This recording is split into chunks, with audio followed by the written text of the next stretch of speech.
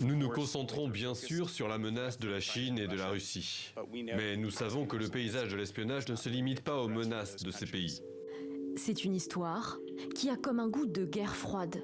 Dès 1982, Víctor Manuel Rocha, ancien ambassadeur à Cuba et diplomate américain, agit comme un agent infiltré pour le compte du régime cubain. Tout au long de ses différents mandats à des postes d'influence, il a délivré pendant 4 décennies des informations à la principale agence de renseignement du gouvernement communiste. L'homme de 73 ans a été condamné samedi dans un tribunal de Miami à 15 ans de prison, la peine maximale encourue. Cet après-midi, Víctor Manuel Rocha, ancien ambassadeur des États-Unis, employé depuis 20 ans au département d'État, a plaidé coupable de 2 chefs d'accusation pour avoir agi secrètement en tant qu'agent d'un gouvernement étranger et pour avoir conspiré en vue de frauder le gouvernement des États-Unis. La trahison de Rocha est mise au jour à l'aide d'un agent infiltré du FBI. Le membre du contre-espionnage approche Rocha en se faisant passer lui-même pour une taupe œuvrant pour Cuba.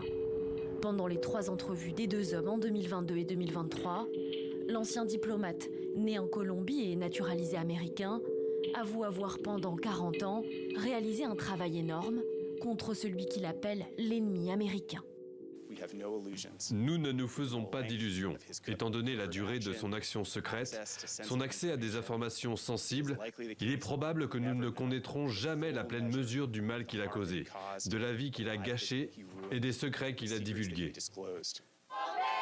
Lors du prononcé de la sentence, des dizaines de personnes se sont rassemblées devant le tribunal pour demander la peine maximale. Il y a des familles qui pleurent aujourd'hui leur mort à cause des actions de Rocha. Selon le ministre de la Justice, l'affaire Rocha est l'une des infiltrations les plus longues d'un agent étranger au sein de l'État américain.